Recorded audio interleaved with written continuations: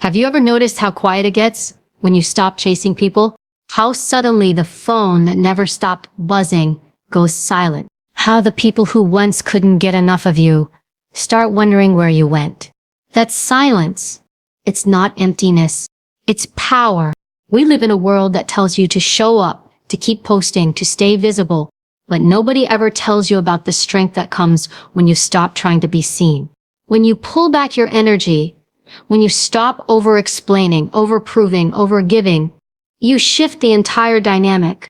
Because the truth is, people don't appreciate what's always available. They appreciate what they have to miss. And here's the part most never understand. Sometimes your greatest transformation doesn't happen in front of people. It happens when you disappear. When you stop performing for approval and start moving in silence. When you stop saying, look at me, and start saying, watch what happens when I'm gone. That's when everything changes. Your energy resets. Your focus sharpens. You start realizing who actually values you and who only valued their access to you. So tonight, I want to talk about something most people are too afraid to do. Let them miss you. Let them wonder. Let them feel what life is like without your presence, your light, your effort.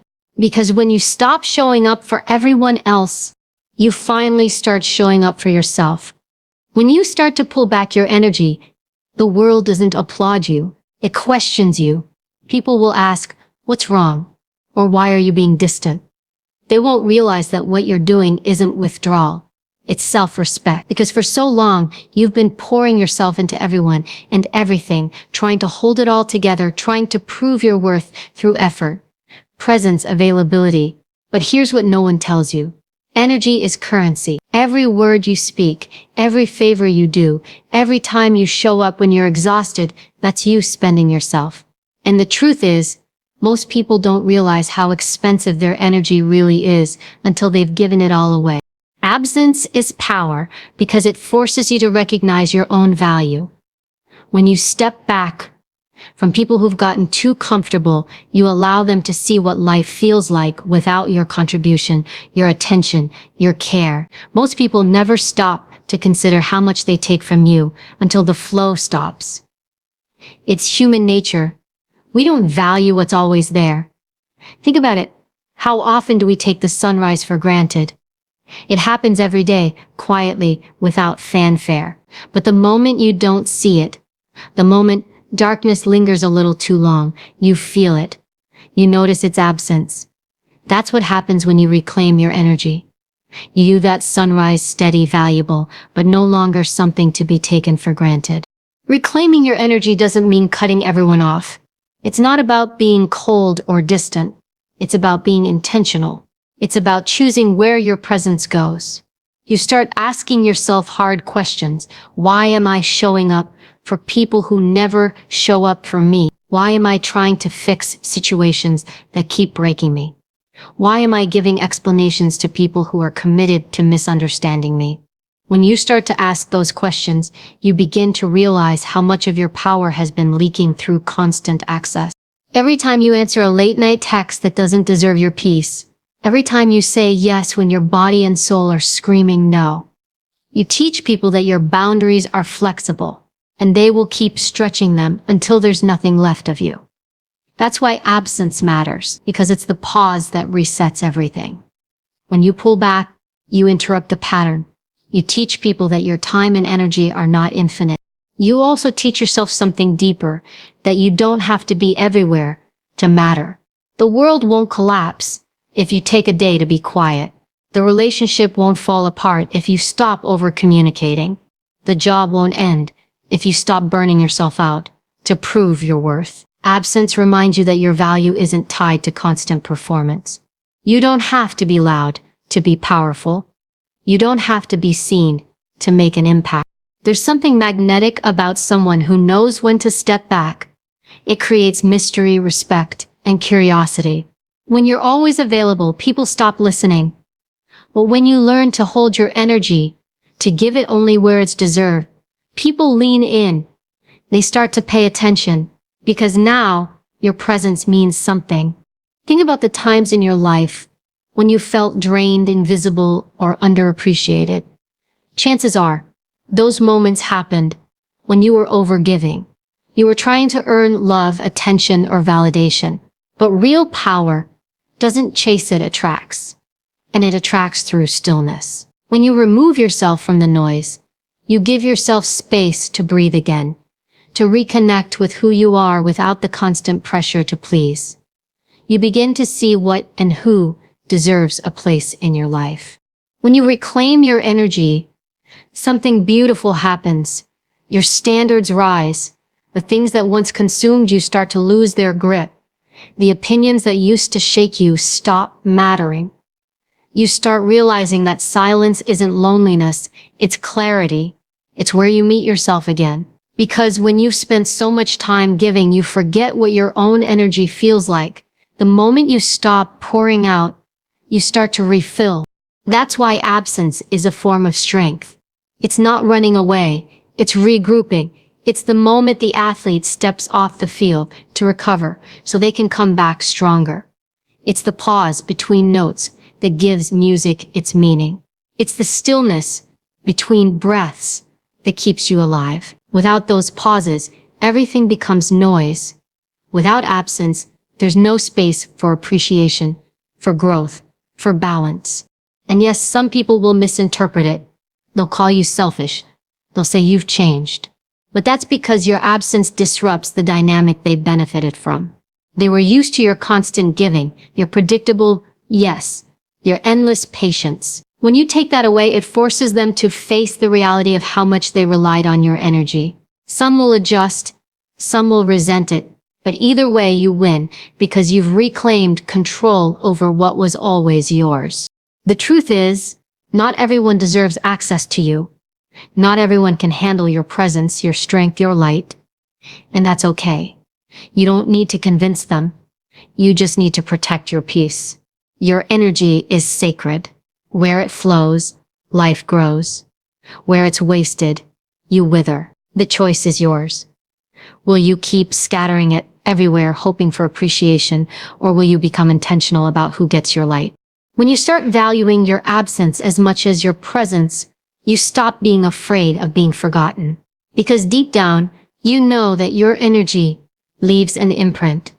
The people who truly see you will never need to be reminded.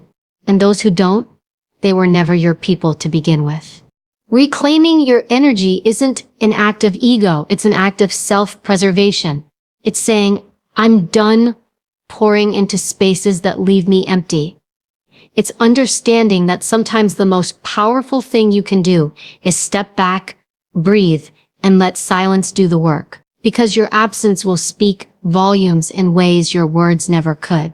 When you master that, when you stop overextending yourself, you step into a new kind of peace. One that doesn't need validation, doesn't need noise, doesn't need approval, just stillness, strength, and self-awareness. So if you ever feel like you're losing yourself, don't fight harder for attention. Don't try to prove your worth. Instead, pause, step back, let them feel the gap your presence once filled. Because that gap, that silence, that absence isn't the end of your story. It's the beginning of your power. We all have a deep, almost primal need to be seen, to be understood, to feel like we matter. That need sits quietly inside of us, whispering every time we walk into a room, every time we send a message and wait for a reply, every time we try to make someone notice our effort. It's part of being human. But that same desire to be seen can easily become the chain that keeps you stuck. Because when your worth depends on whether someone else notices it, you hand over your power. And that's when you start to overstay. In relationships, in jobs, in friendships, in situations that stopped serving you a long time ago. You stay because leaving feels like disappearing. You stay because you think if you just try a little harder, love a little louder, prove yourself a little more, someone will finally see you the way you've always wanted to be seen. But they don't, and each time they don't, you give a little more, trying to fill the space their recognition never reaches. It becomes a cycle: effort, hope, disappointment, repeat. You call it loyalty, commitment, compassion, but deep down, it's fear. Fear that walking away will mean you never mattered in the first place. We've been conditioned to believe that visibility equals value. From a young age, we learn that applause means success, that approval means worth. You get praised for being helpful, for being available, for putting others first. And so, as adults, you carry that pattern into every part of your life. You think, if I can just keep showing up, eventually they'll appreciate me. But the truth is, the more you chase recognition, the less you receive it. Because people sense it when you need their validation, and neediness repels respect. You overstay because you confuse attachment with love, loyalty with self-sacrifice, and patience with self-betrayal. You tell yourself stories like maybe they'll change, maybe next time they'll see my worth, or maybe if I just stay a little longer. But every time you say maybe, you delay your own healing. You keep hoping the environment that broke you will suddenly become the one that saves you. That's not hope. That's fear dressed up as devotion. The psychology behind it runs deep. It's tied to rejection, abandonment, childhood conditioning. Maybe you grew up in a home where love had to be earned, where affection came with performance or attention depended on achievement. That teaches you early that your value isn't inherent. It's conditional. So you grow up trying to meet conditions everywhere you go, trying to be the perfect partner, perfect friend, perfect employee. And when those efforts go unnoticed, you don't get angry, you get determined. You think, I just need to try harder. But here's the hard truth. The more you try to prove your worth, the more you reinforce the idea that you don't already have it. You teach people how to treat you every time you overextend. When you stay where you're unappreciated, you tell the world that you're okay being invisible. You tell them I'll tolerate less, just please don't leave. And that energy of fear, of desperation, of overexposure becomes the very reason they stop valuing you. People value scarcity. It's psychological. When something is constantly available, the brain starts to tune it out. It's why the perfume that once smelled incredible becomes background scent after a while. It's why the song you loved starts to lose its magic after you've played it too many times. The same principle applies to people. When you overstay, you become background noise. But when you step back, when you reclaim your distance, you reawaken curiosity, respect, and awareness. You might tell yourself you're staying to help, to heal, to support. And maybe that's partly true. But if you peel back the layers, what you're really craving is acknowledgement. You want to feel seen. But here's the paradox. You can't be truly seen by people who only notice you when you're doing something for them.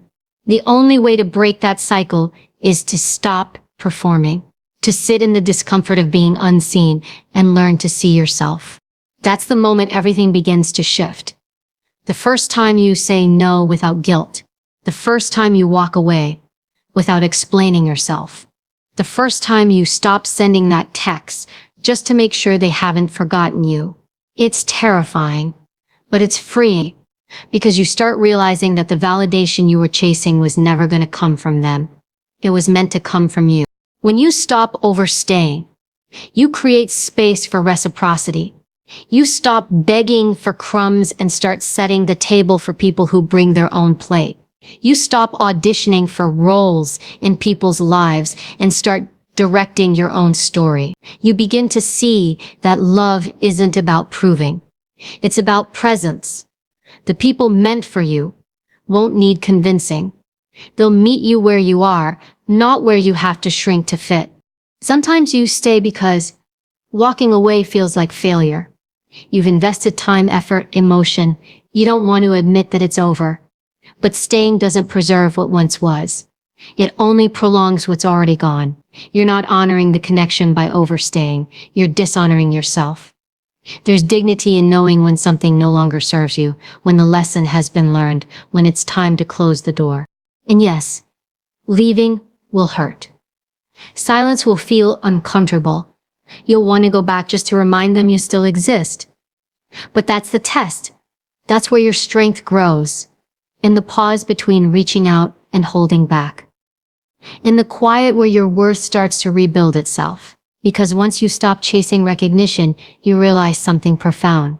The people who truly see you were never the ones you had to convince.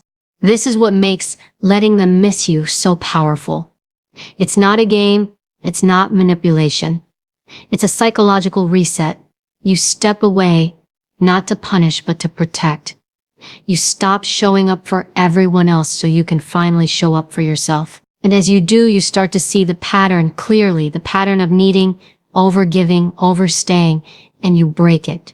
You begin to understand that your worth doesn't increase because someone finally notices it. Your worth doesn't decrease because someone failed to. It stays the same.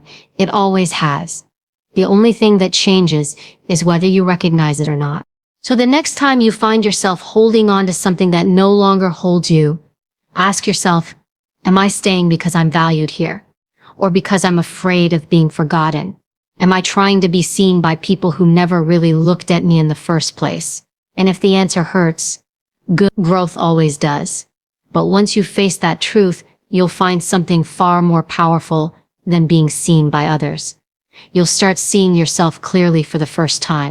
And once you do, you'll never overstay again.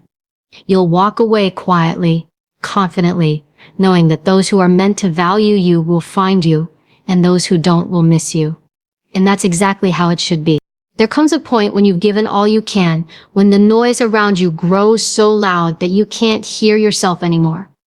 That's the moment when stepping away becomes necessary, not as a punishment to anyone else, but as a lifeline to yourself. The reset isn't about quitting. It's not about retreating or hiding. It's about reclaiming your clarity, your focus, your peace. Because sometimes the only way to move forward is to step back. Most people are terrified of distance. We equate stepping away with losing control, with giving up, with being forgotten.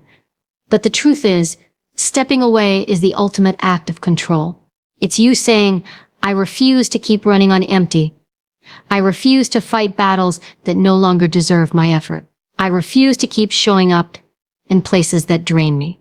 It's the quiet, grounded decision to choose peace over chaos, alignment over approval, purpose over performance. When you step away, you give yourself room to breathe again.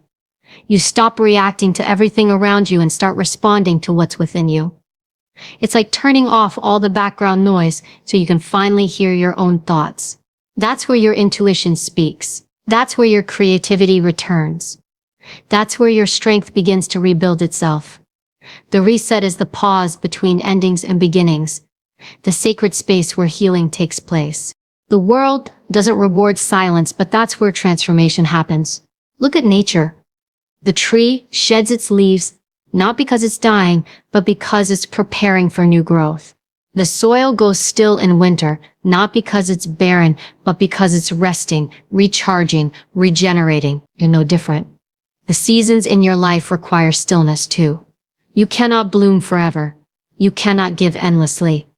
There has to be a season of rest, reflection, and reset. But here's what makes it hard.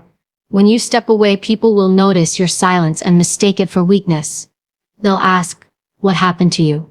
They'll assume something's wrong because you're not as accessible as you used to be. But that's just their discomfort speaking. Your stillness exposes their dependence on your energy. It reveals how much they took for granted when you were always there. And that's the beauty of the reset. It doesn't just transform you, it transforms the way people see you. When you stop showing up for everyone else, you become more visible in a different way. Your absence creates contrast. It forces people to recognize your impact, to see the void where your presence once was. And while they're busy wondering where you went, you're busy becoming who you were always meant to be. That's the power of stepping away. It's not about disappearing, it's about evolving in private. During the reset, you start to see how much of your identity was built around being everything to everyone.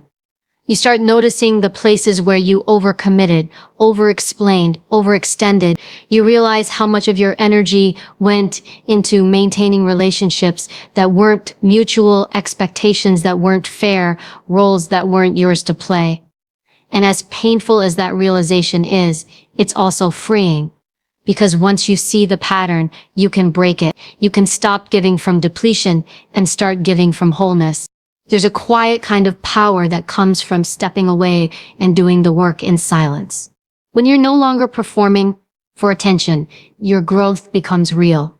You start waking up earlier, eating better, thinking clearer, focusing deeper. You rediscover what you enjoy, not because it impresses anyone, but because it nourishes you. The reset isn't glamorous. It's not the part of the story people see on social media. It's messy.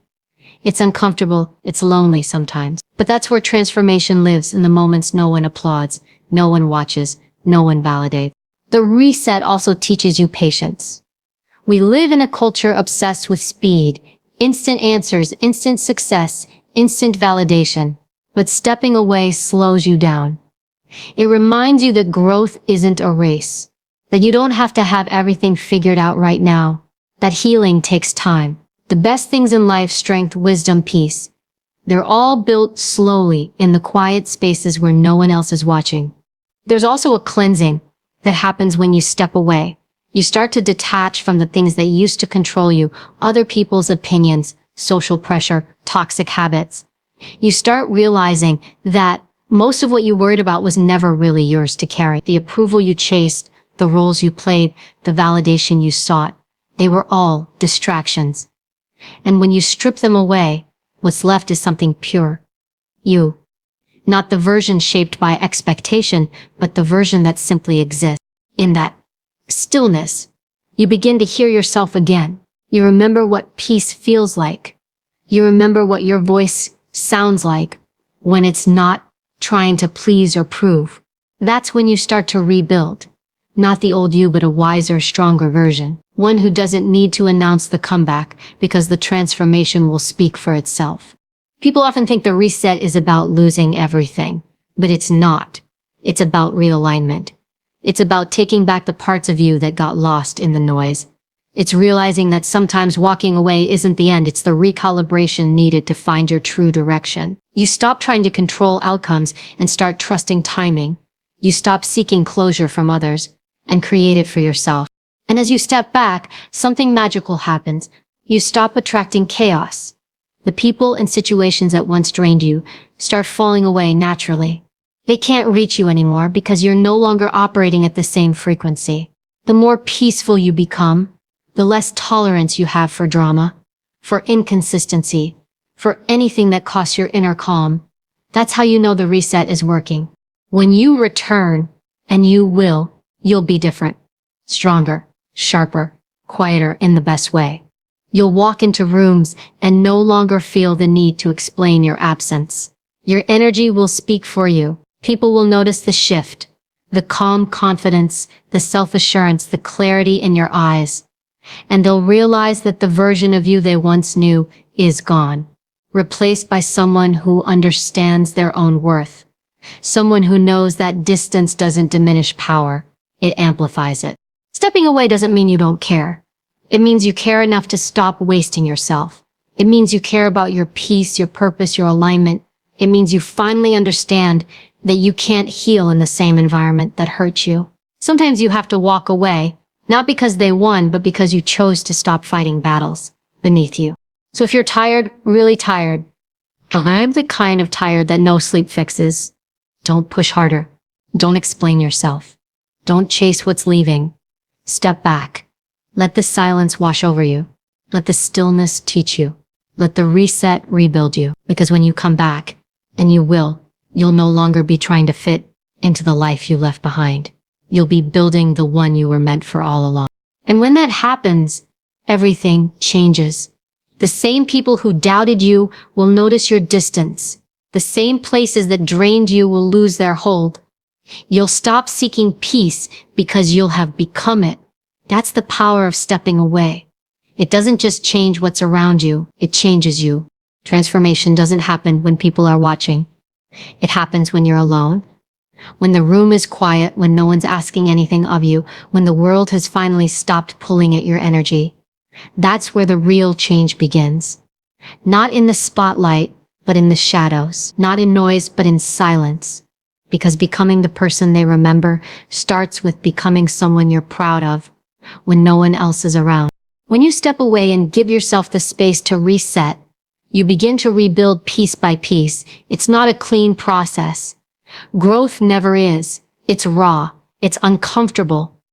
Some days you'll feel like you're moving backward. You'll question why you ever let go, why you ever walked away. You'll miss the familiar chaos. Because chaos, as draining as it is, feels like home when you've lived in it long enough. But if you can hold steady through that discomfort, something beautiful begins to happen. You start to rediscover yourself. At first it's subtle. You wake up one morning and realize you don't check your phone immediately. You go a whole day without thinking about who's thinking about you. You start doing things just for you, going for walks, reading again, writing down your thoughts, breathing deeper. It's not about proving anything anymore. It's about reconnecting. You start learning what peace feels like without external validation. And that peace, it changes your entire posture toward life. Because the transformation isn't just physical or emotional. It's energetic. You begin to move differently. You speak slower, softer, but your words carry more weight. You don't rush to fill silence anymore. You don't need to over-explain your choices. You learn that real confidence doesn't come from being seen. It comes from being centered. You used to chase moments where others would say, "Look how far you've come." Now you smile to yourself, knowing they'll see it. What most people forget is that transformation is quiet, revenge. Not the kind driven by bitterness or ego, but by evolution. You don't need to prove them wrong. You just need to live right. Every time you choose self-discipline over distraction, you're transforming. Every time you walk away from drama, every time you say no without guilt, every time you focus on your goals instead of gossip, you're transforming. And when you do this long enough, people will start to notice, even if they can't explain why. They'll sense the difference. Your energy will feel grounded, steady, magnetic. That's when they'll miss you. Not because you're gone, but because the version of you they once knew no longer exists. There's something poetic about that. The same people who doubted you will look at you with quiet disbelief. They'll say things like, "You've changed." And they'll mean it as an accusation. But it's actually the highest compliment you can receive. Because you did change. You stopped begging for attention. You stopped trying to fit into spaces that were too small for you. You stopped letting your potential rot in environments that couldn't see your value. That's what transformation looks like. It's not loud, it's intentional. And make no mistake, this stage takes work. Real transformation requires solitude, consistency, and a kind of self-honesty that's uncomfortable to face.